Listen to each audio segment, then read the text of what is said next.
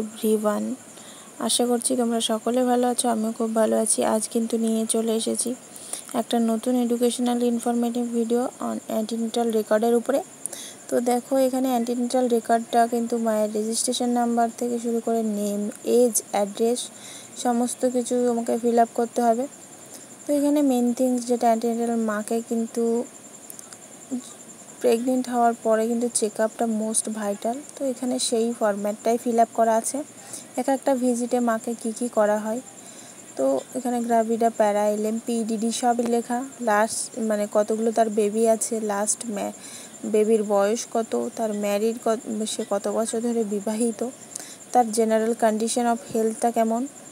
আর কিন্তু পার্টিকুলার কিছু কিছু সমস্যা মানে ডিজিজকে কিন্তু আইডেন্টিফাই করার জন্য বিভিন্ন ধরনের টেস্টও করা হয়।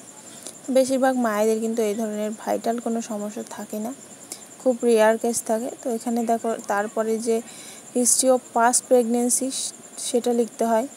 কতগুলো বেবি ফুল টার্ম স্টিল বর্ন আছে কি না সেটা, বেবির কন্ডিশন, বেবির অ্যাট বার্থে বেবির ওয়েট কত ছিল সেটা।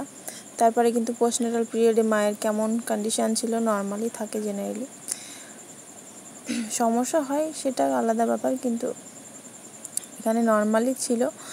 তারপরে কিন্তু যে অবজারভেশনের ডেটে মানে যেদিন ভিজিট ছিল, মায়ের চেক আপ ছিল, সেদিন তার মায়ের যে জেস্টেশনাল উইক্সটা মা লিখতে হয়েছে ক্যালকুলেশন করে, মানে মা কত উইক্সের প্রেগনেন্ট সেটা কিন্তু লিখতে হবে তোমাকে। তারপরে ওই ডেটে মায়ের ওয়েট, বিপি, হিমোগ্লোবিন লেভেল, তাকে ইউরিন টেস্ট করতে দেওয়া হলে সুগার বা অ্যালবুমিন আছে নাকি ইউরিনে। তারপর বেবির পজিশন, প্রেজেন্টেশন এগুলো দেখা হয়। এটা কিন্তু অবস্টেটিক্যাল এক্সামিনেশনের মধ্যে পড়ে।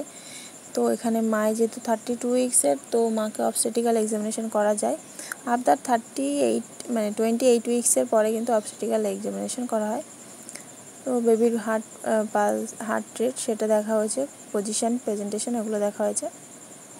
তারপরে আদার্স যে ম্যানিফেস্টেশনসের মধ্যে মায়ের কী ব্লাড টেস্ট করা হয়েছিল, থাইরয়েড, এইচসিভি, সিফিলিস এগুলো আছে নাকি, মায়ের বাউলের কন্ডিশন কেমন সেটা দেখা হয়েছিল, ভ্যাজানাল কোনো সিক্রেশন আছে কিনা সেটা দেখা হয়।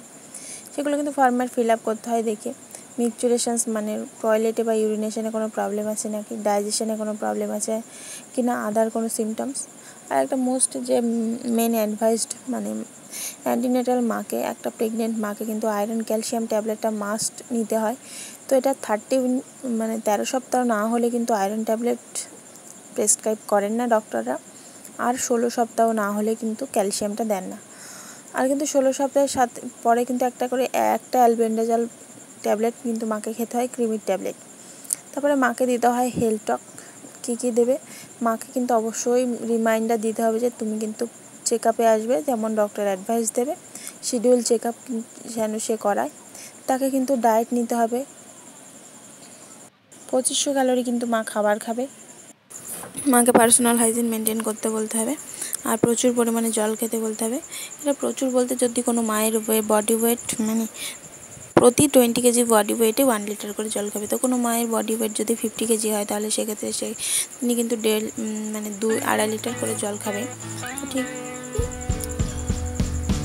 তো ভিডিও ভালো লাগলে কিন্তু অবশ্যই একটা লাইক করবে আর কমেন্ট করে যাবে, আর অবশ্যই চ্যানেলটাকে সাবস্ক্রাইব করে পাশে থাকবে। Thank you.